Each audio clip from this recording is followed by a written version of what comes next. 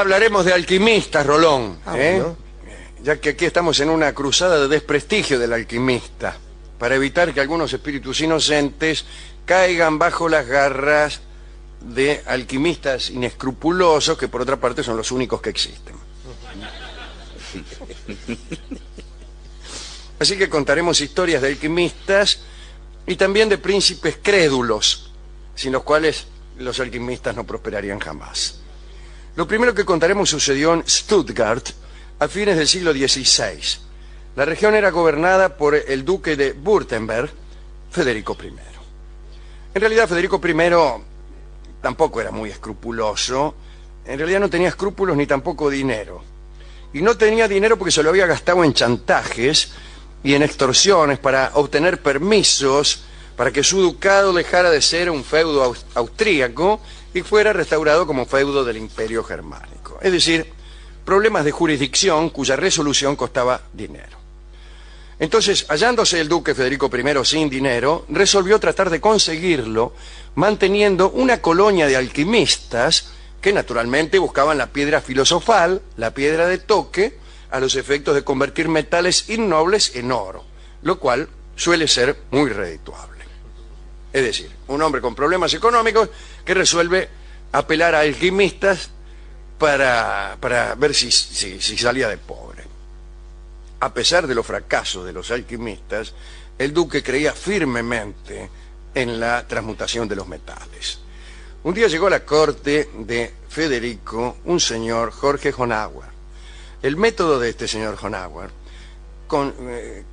consistía en calentar plomo en un crisol. Así de sencillo. No es Honauer, está mal copiado, que es Honauer. Bien. Después había que dejar enfriar el crisol durante toda la noche en un laboratorio cerrado al cual nadie tenía acceso. Además custodiado para que no se produjera ninguna intromisión fraudulenta, ¿me entiende? Yo estoy, después de todo, ante usted, o Francisco I, Sí. dando prueba de mi buen alquimismo. De modo que caliento el plomo, lo dejo enfriar y le digo, bueno, cuando esto se enfríe, vamos a obtener oro. Pero ahora cerremos la puerta para que ninguno de mis secuaces pueda entrar y meter cachitos de oro para engañarlo a usted. Bueno, la verdad es que efectivamente cerraban todas las puertas, pero los resultados parecían ser buenos, porque en algunas mañanas el duque encontró al entrar en el laboratorio algo de oro allí entre el frío plomo. Felicitó desde luego al alquimista, que en realidad recibía una buena paga. Aclaremos esto, me dirá usted, si tenía que pagar usted al alquimista, ¿qué ventaja obtenía con el oro que el alquimista sacaba? En realidad, el negocio del alquimista era obtener guita a cambio de un oro prometido. Dame guita ahora y yo después te lo devolveré en oro cuando estos experimentos que vos estás financiando rindan su fruto. Pague hoy y disfrute mañana. Exactamente. El caso es que veían, todas las mañanas veían un poco de oro. Hasta que una mañana entran y oyen unos ronquidos y adentro un cajón que había bajo la mesa estaba escondido un ayudante del alquimista que tenía incluso unos pedacitos de oro en la mano. Que era el niato, que era el encargado. Cuando se iban todos, tiraba el oro adentro, se durmió. Se durmió y bueno, y así, imagínense, quedó en evidencia el fraude de este alquimista, y Federico mandó a procesarlo y en 1597 lo ahorcaron. Para dar un sentido simbólico a aquel ahorcamiento, el patíbulo utilizado era de hierro, pero fue pintado de dorado. De este modo, las muchedumbres que pasaban comprendían lo que el duque quería enseñar.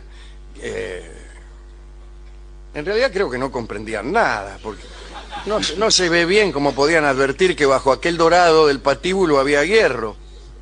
Si vos ves un patíbulo dorado, ¿cómo sabés que abajo hay hierro? ¿De qué se trata? ¿De que yo al ver el patíbulo comprenda la suerte que les espera a los alquimistas fraudulentos? Para eso tengo que saber que bajo el dorado hay hierro. No lo voy a saber si es que no me lo dicen. Y si tienen que decírmelo, es que entonces el simbolismo aplicado es ineficaz. Sí, no es tan claro. Bueno, qué sé yo. Bueno. no sé. En cuanto al ayudante dormilón de von Auer, fue absuelto, inexplicablemente. Otro caso de alquimista fraudulento fue este. Una banda de fabricantes de oro intentó allá a finales del siglo XVI estafar a Julio de Brauchwein. Los jefes de la banda eran un párroco de Turingia llamado Philipp Sommering y otro párroco de nombre Abel Scharding. Discúlpeme, ¿no? Antes de entrar en contacto con Julio de Brauchwein, Sommering y Scharding estafaron a Juan de Sajonia. Lo estafaron como paso previo. Entonces ya con algún dinero, porque es necesario dinero para hacer una buena estafa, de manera que antes de hacer una buena estafa hay que hacer una mediocre. La mediocre se la hicieron a Juan de Sajonia y la pasaremos por alto, desde luego. Ya con algún dinero fueron a donde Julio de Brauchwein y le prometieron incrementar el rendimiento de las minas de sal y entregar al duque la fórmula de la piedra filosofal después de cierto periodo de preparación. Recibieron un anticipo de dinero y vivieron con toda opulencia durante los tiempos de experimentación. Pero el aspecto diferencial del proceder de Sommering y Scharding era el siguiente. Para usufructuar el dinero obtenido, le pagaban a unos esbirros que recorrían los caminos de acceso al castillo de Brauchwein y asesinaban a aquel que viniese con informes de otras cortes que pudieran perjudicar. ¿Entiende? Estaban haciendo todos estos experimentos en un castillo bastante retirado. Entonces, mantenían a unos esbirros que recorrían los caminos de acceso al castillo y asesinaban a todo aquel que tuviera cara de venir a dar informes inconvenientes al bueno de Brauchwein. Así que todos los correos eran interceptados y muchas veces asesinados. Después ocultaban los cuerpos. Era bastante complicado como procedimiento. No se puede hablar de una estafa refinada, ¿no? Sí, no eran de guante blanco. Sí, no.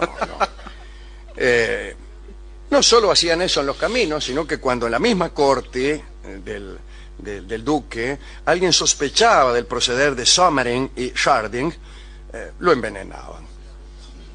La tranquilidad de estos estafadores terminó cuando desde las cortes de Sajonia y Weimar no le enviaron ya correos sino un ejército para avisar a Julio de Brauchwein acerca de su infortunio.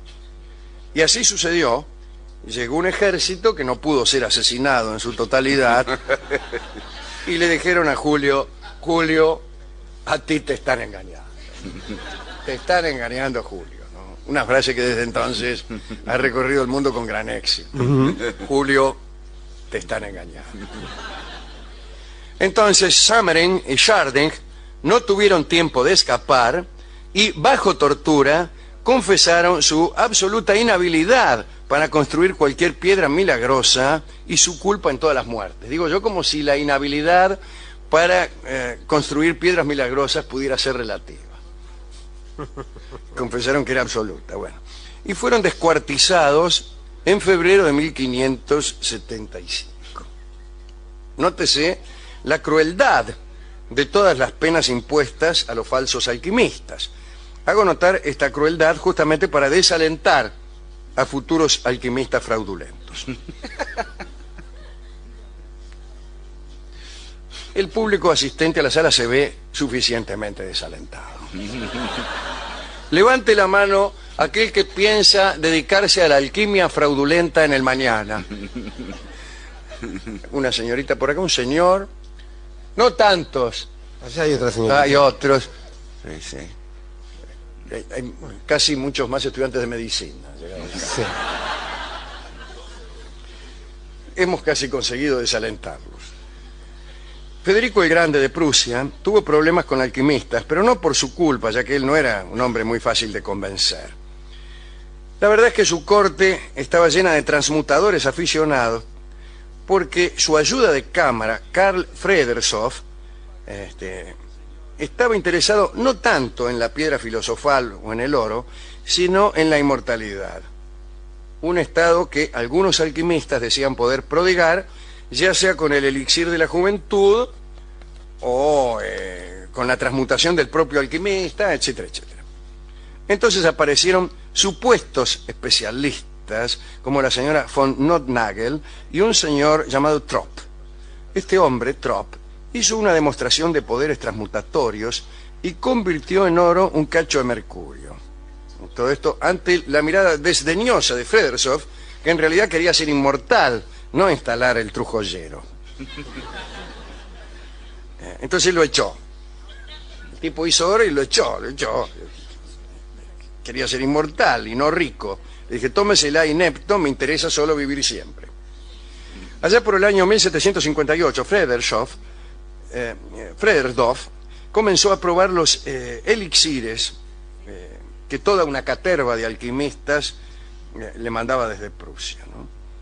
Y Federico, que era el jefe, recordemos que Frederdorf era el ayuda de cámara de Federico el Grande, ¿no? Federico no hacía mucho, por ahí rechazaba algunas sugerencias de su ayuda de cámara en el sentido de que probara los elixires que bebía. Le mandaban elixires de todas partes, esto se lo tomaba. Dice, ¿quiere, Federico? Un traguito. ¿Quiere un traguito? Dice, sin compromiso. Mire si se vuelve inmortal y somos todos felices para todo el rato. Cada uno que llegaba con un elixir se lo daba a Frederdorf y este los probaba.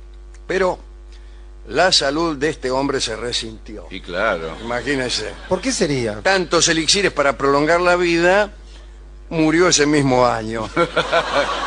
En 1758, porque parece que lo que mata es la mezcla.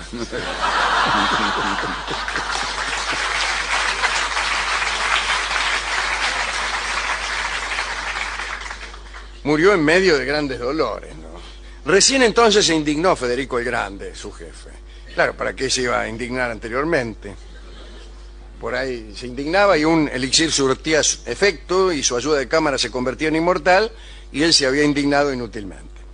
Entonces recién cuando murió Frederdorf, única manera de demostrar la falla de los elixires de la inmortalidad, Federico se indignó. Y ahora sí. Incluso ese estado le duró un buen rato. Tanto es así que tiempo más tarde se presentó en Prusia nada menos que el conde de Saint-Germain, el famoso inmortal, como saben ustedes, ¿no? Aquel hombre que había realizado sus mejores hazañas después de muerto. Era, como bien saben ustedes, supuesto dueño de los secretos que buscaba el finado Frederdorf. Llegó tarde, ¿no? Cuando uno ya está muerto, ya es tarde para iniciar procedimientos de inmortalización. Pero en cualquier caso Federico hizo que lo echaran a patadas a Saint-Germain. Acerca de echar a patadas a Saint-Germain, debe decirse que Federico el Grande no fue el único. Hemos hablado aquí muchísimas veces de Saint-Germain, y el otro día descubrimos con un amigo que algunos personajes históricos son muy visitados por aquellos que dicen haber sido muchas personas a lo largo de distintas vidas y de distintas reencarnaciones, ¿no es cierto? Comentábamos la tendencia de los postulantes a reencarnar en decir que han sido en otras vidas personas famosas. San José, Alejandro Borgia, Alejandro de Macedonia. Habiendo una minoría de personas notables y una mayoría de 4 de copas, resulta extraño que todos los reencarnados digan haber sido nunca menos que Lenin. Sí. O no menos que Federico el Grande, recién nombrado.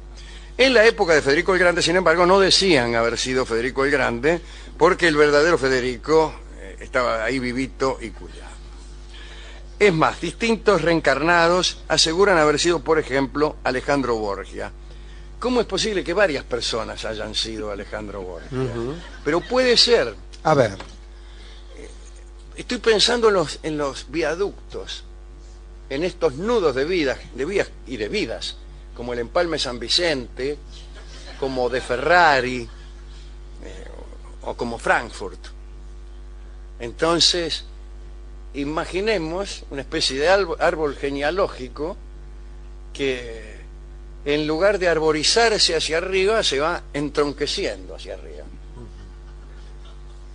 De suerte que por ahí varios, que hemos sido distintas personas,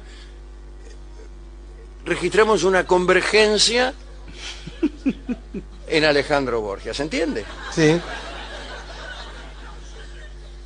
Hagámoslo más simple. Supongamos que nosotros tres Hemos sido. hemos sido Elija bien,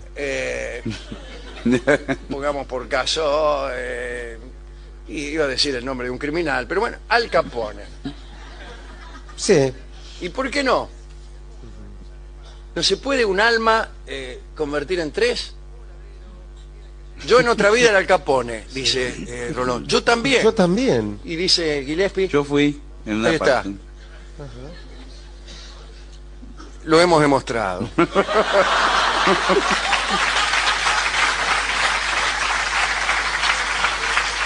Pero no me diga que no le llama la atención esta nueva manera de reencarnar, Sí. que vendría a solucionar un gravísimo problema que tiene la teoría de la reencarnación, que es el escaso abastecimiento de almas. Sí, sí, la población crece. La población mundial es en este momento tan grande que se necesitan almas nuevas. Calcule, en el Imperio Romano a lo mejor tenía 10 millones de habitantes. Y ahora esa región tiene centenares de millones de habitantes. O sea que hay muchas almas que no saben de quién descender, no saben dónde está su pasado. Pues ahí está. Acabamos de solucionarlo. El alma es como una ameba, dice usted. Es como una ameba, exactamente. Y algunos, como Alejandro Borgia, se han, no sé si dividido, pero se han arborizado. Yo he sido Alejandro Borgia, usted también, y usted también. Yo sí.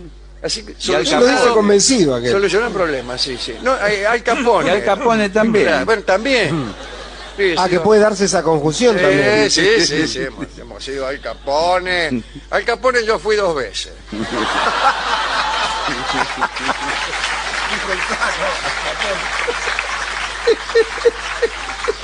Yo sonodito Al Capone, Bueno, a la China. bien, discúlpeme, ¿no? Discúlpeme. No, ¿cómo no lo voy a perdonar si usted es Capone?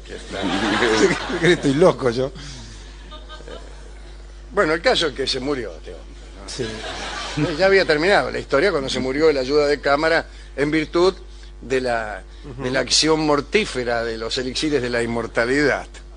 Así que esa era la historia, La de Fredes. la última historia que yo quería contarle, aunque en realidad lo que yo quería era establecer esta doctrina de la reencarnación que admite división de almas.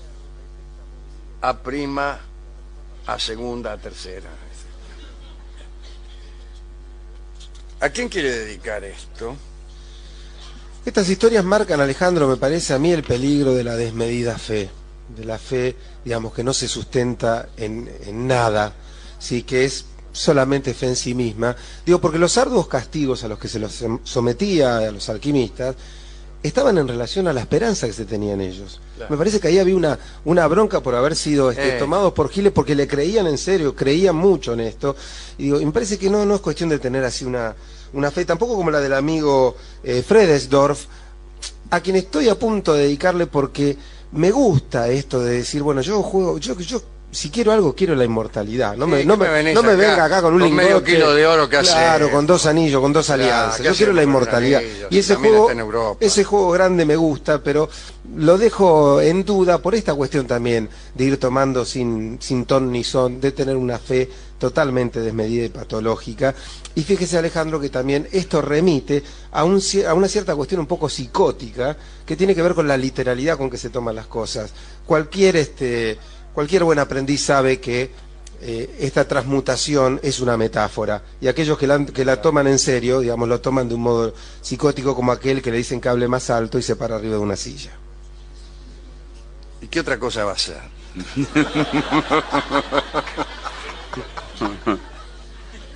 Bueno, hemos ido a buscar discos de tangos o canciones criollas relacionadas con la alquimia, con la transmutación de los metales, etcétera.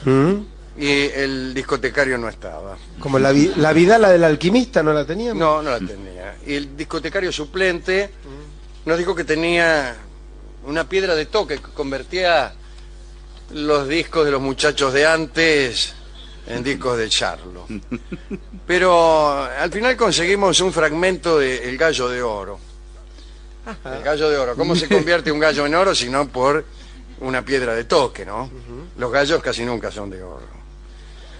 El Gallo de Oro tiene que ver con los alquimistas. Es una ópera de Rimsky-Korsakov, tal vez la última, una de las últimas, que es un cuento rarísimo. A alguien, creo que un alquimista finalmente, le regala a un príncipe un gallo de oro cuya función es alertar. Los gallos siempre alertan, sí, a través de un kikiriki. Kikiriki que, aprovecho que está usted, Gillespie, para decirle que en esa obra el kikiriki del gallo está afinado. Está hecho por una trompeta aguda todo el tiempo. Miren qué lindo rol. Cada vez que el gallo hace kikiriki, algo así como el rotativo del aire.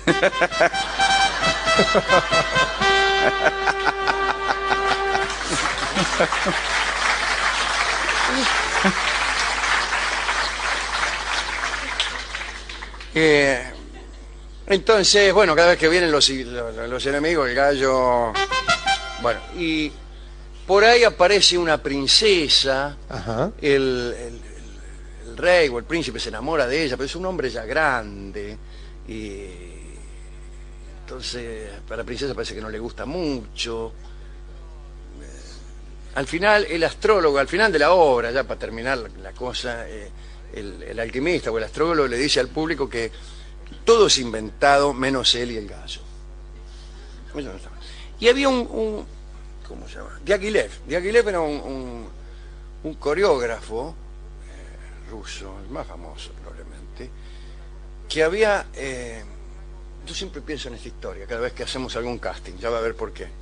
Porque él había resuelto que en esta ópera, en la escena estuvieran bailarines que fingieran cantar, mientras en el foso, junto con los músicos, estaban los cantantes. Por aquella vieja historia, que el que baila bien canta mal y viceversa. Pero eso pasaba en El Gallo de Oro. Así que vamos a escuchar una bella melodía, creo que es el himno al sol, en la versión de Fritz Kreisler, si bien este es un himno coral, me parece a mí. Rimsky-Korsakov siempre hacía unas óperas imposibles de poner en escena, esta era una, ¿no? Y otra que yo siempre recuerdo es el Zar Saltán, que tenía al menos una escena muy curiosa. Todos conocen el vuelo del moscardón, ¿no? Sí. Bueno, el vuelo del moscardón en realidad es una parte de esa ópera. Y hay una escena en que se va en barco una dama, y el enamorado de esta dama se convierte por artes mágicas en moscardón y vuela detrás del barco y lo sigue. Y en el momento en que sigue el barco, la orquesta toca el vuelo del moscardón. Pero después el moscardón canta. ¿Cómo hace usted para que un cantante de ópera haga el papel de moscardón? Imagínese a Plácido Domingo, que es un pedazo de hombre. Sí, un muchacho grande. Un muchacho grande con un par de alas ahí, unas antenitas, cantando. Respuesta: escondiéndose atrás del telón y haciendo el resto de los actores como que se sacan, como que se espantan. El tipo allá atrás, que se lleva. Bueno, pero no me nieguen que es una dificultad, ¿no? Sí. Este argumento del Gallo de Oro era de Pushkin. Y escucharemos ahora el himno al sol de la ópera El Gallo de Oro, compuesta seguramente pensando en Alquimista, como que Alquimista era uno de sus personajes, en la versión de nuestro violinista preferido, el querido Fritz Kreisler. Laboratorio, algo de oro, allí entre el frío plomo. Felicitó desde luego al alquimista, que en realidad recibía una buena paga. Aclaremos esto, me dirá usted, si tenía que pagar usted al alquimista, ¿qué ventaja obtenía con el oro que el alquimista sacaba? En realidad, el negocio del alquimista era obtener guita a cambio de un oro prometido. Dame guita ahora y yo después te lo devolveré en oro cuando estos experimentos que vos estás financiando rindan su fruto. Pague hoy y disfrute mañana. Exactamente. El caso es que veían, todas las mañanas veían un poco de oro. Hasta que una mañana... Hablaremos de alquimistas, Rolón. Bueno. Ya que aquí estamos en una cruzada de desprestigio del alquimista, para evitar que algunos espíritus inocentes caigan bajo las garras de alquimistas inescrupulosos, que por otra parte son los únicos que existen. Así que contaremos historias de alquimistas y también de príncipes crédulos, sin los cuales los alquimistas no prosperarían jamás. Lo primero que contaremos sucedió en Stuttgart a fines del siglo XVI. La región era gobernada por el duque de Württemberg, Federico I. En realidad Federico I tampoco era muy escrupuloso, que resuelve apelar a alquimistas para ver si salía de pobre. A pesar de los fracasos de los alquimistas, el duque creía firmemente en la transmutación de los metales. Un día llegó a la corte de Federico un señor, Jorge Honauer. El método de este señor Honauer consistía en calentar plomo en un crisol. Así de sencillo. No es Honauer, está mal copiado, que es Honauer. Bien. Después había que dejar enfriar el crisol durante toda la noche en un laboratorio cerrado, puloso. En realidad no tenía escrúpulos ni tampoco dinero. Y no tenía dinero porque se lo había gastado en chantajes y en extorsiones para obtener permisos para que su ducado dejara de ser un feudo austríaco y fuera restaurado como feudo del Imperio Germánico. Es decir, problemas de jurisdicción cuya resolución costaba dinero. Entonces, hallándose el duque Federico I sin dinero, resolvió tratar de conseguirlo manteniendo una colonia de alquimistas que naturalmente buscaban la piedra filosofal, la piedra de toque, a los efectos de convertir metales innobles en oro, lo cual suele ser muy redituable. Es decir, un hombre con problemas económicos al cual nadie tenía acceso. Además custodiado para que no se produjera ninguna intromisión fraudulenta, ¿me entiende? Yo estoy después de todo ante usted, o Francisco I, ¿sí? Dando prueba de mi buen alquimismo. De modo que caliento el plomo, lo dejo enfriar y le digo, bueno, cuando esto se enfríe vamos a obtener oro. Pero ahora cerremos la puerta para que ninguno de mis secuaces pueda entrar y meter cachitos de oro para engañarlo a usted. Bueno, la verdad es que efectivamente cerraban todas las puertas, pero los resultados parecían ser buenos, porque en algunas mañanas el duque encontró al entrar en el